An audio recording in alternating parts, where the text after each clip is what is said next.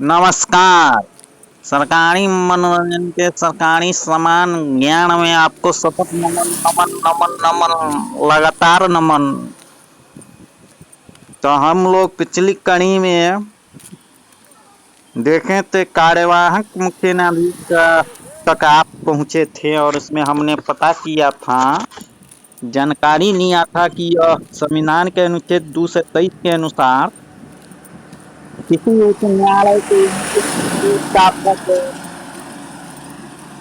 रिक्त होने पर राष्ट्रपति न्यायालय के अन्य न्यायाधीशों में से किसी एक को मुख्य न्यायाधीश के कार्यों का संपादन करने हेतु नियुक्ति दे सकते हैं।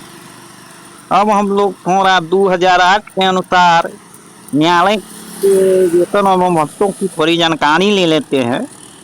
तो सर्वोच्च तथा उच्च न्यायालय का वेतन एवं सेवा शर्तें संशोधन विधेयक अधिनियम 2008 के अनुसार उच्च न्यायालय के मुख्य न्यायाधीश को अब 30,000 के बदले 90,000 रुपये प्रति माह तथा अन्य न्यायाधीशों को 26,000 के बदले 80,000 रुपये प्रति माह वेतन दिया जाएगा। यह वेतन 2009 से प्रभावित किया।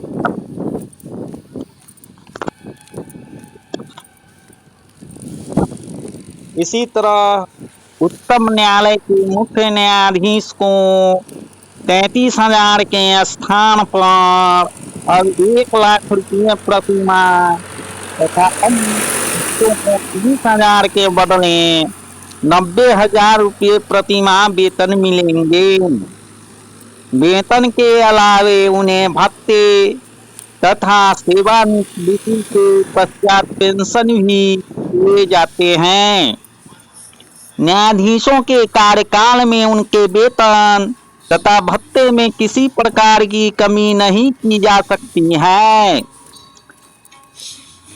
उच्च न्यायालय के न्यायाधीशों के वेतन और भत्ते का निर्धारण करने की शक्ति संसद को प्राप्त है।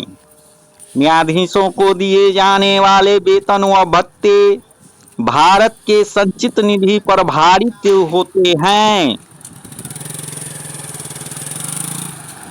अब हम लोग देख लेते हैं स्थानांतरण किस प्रकार से किया जा सकता है किसी न्यायाधीश या न्यायालय से संबंधित व्यक्तियों को।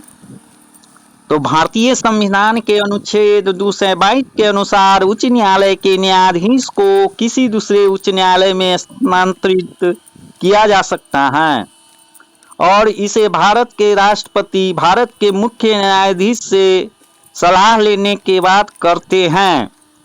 उच्च न्यायालय के न्यायाधीशों को उस राज्य के राज्यपाल या उनके द्वारा नियुक्त किसी व्यक्ति द्वारा शपथ ग्रहण करवाया जाता है। अब हम लोग देखते हैं उच्च न्यायालय के अधिकार एवं शक्तियां के बारे में थोड़ी जानकारी प्राप्त कर लेते हैं। भारतीय संविधान के अनुच्छेद 225 के अनुसार उच्च न्यायालय को इस प्रकार का अधिकार व शक्तियां प्राप्त हैं। भारतीय संविधान के अनुच्छेद 226 के अनुसार मौलिक अधिकार से संबंधित कोई भी मामला सीधे उच्च न्यायालय में लाया जा सकता है। उच्च न्यायालय को मौलिक अधिकारों के उल्लंघन सहित अन्य मामलों में भी रिट जारी करने का अधिकार होता है।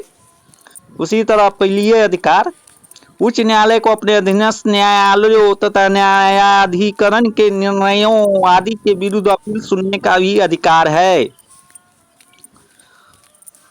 अब है न्यायिक पुनरावलोकन का अधिकार। उच्च न्यायालय को भी संसद तथा विधान मंडलों द्वारा बनाए गए किसी कानून जो संविधान के विरुद्ध हो को असंवैधानिक घोषित करने का अधिकार होता है। अंतरम संबंधी अधिकार, अनुच्छेद 228 के अनुसार उच्च न्यायालय किसी भी अधीनस्थ न्यायालय से मुकदमे को अपने पास मंगवा सकते हैं और उसकी व्याख्या भी कर सकते हैं। अभिलेख न्यायालय, भारतीय संविधान के अनुच्छेद 215 के अनुसार उच्च न्यायालय को अभिलेख न्यायालय कहा गया है। इसी तरह अधिक्षण संबंधित अधिकार, अनुच्छेद 227 उच्च न्यायालय को अपने अधीनस्थ सभी न्यायालयों तथा कर्णों का अधीक्षण करने की शक्ति देती हैं। अब हम लोग देखेंगे अधीनस्थ न्यायालय। भारतीय संविधान में अनुच्छेद 233 में अधीनस्थ न्यायालय के विषय में उल्लेख मिलता है। प्रत्येक जिले में जिला अदालत होती है। जिला अदालत को कार्यपालिका से स्वतंत्र रखा गया है। न्यायाधीशों की नियुक्ति उच्च न्यायालय के परामर्श से जिला न्यायाधीशों की नियुक्ति राज्यपाल करते हैं। अन्य न्यायाधीशों की नियुक्ति उच्च न्यायालय द्वारा आयोजित उच्च न्यायिक सेवा अथवा राज्य लोक सेवा आयोग द्वारा आयोजित प्रांतीय न्यायिक सेवा परीक्षा के परिणाम के आधार पर किए जाते हैं। प्रत्येक जिले में 3 प्रकार के न्यायालय होते हैं। दीवानी न्यायालय। दीवानी न्यायालय को सिविल कोर्ट के नाम से जाना जाता है। इस न्यायालय में जिला स्तर पर अचल संपत्ति संबंधी मामलों की सुनवाई की जाती है। दूसरा है फौजदारी न्यायालय। फौजदारी न्यायालय को आपराधिक न्यायालय भी कहा जाता है, क्योंकि इसके अंतर्गत लड़ाई झगड़े मारपीट आदि से संबंधित मुकदमे की सुनवाई होती है। और तीसरा है भू राजस्व न्यायालय। इस न्यायालय के अंतर्गत भू राजस्व एवं लगान संबंधी मामलों की सुनवाई की जाती है। तो दोस्तों अब हम देखेंगे पटना उच्च न्यायालय। पटना उच्च न्यायालय बिहार राज्य की न्यायिक व्यवस्था के शिखर पर विराजमान है। पटना उच्च न्यायालय की स्थापना 1916 में 9 फरवरी को हुई थी। स्थापना के समय पटना उच्च न्यायालय का कार्य क्षेत्र उड़ीसा और बिहार दोनों में सम्मिलित थे।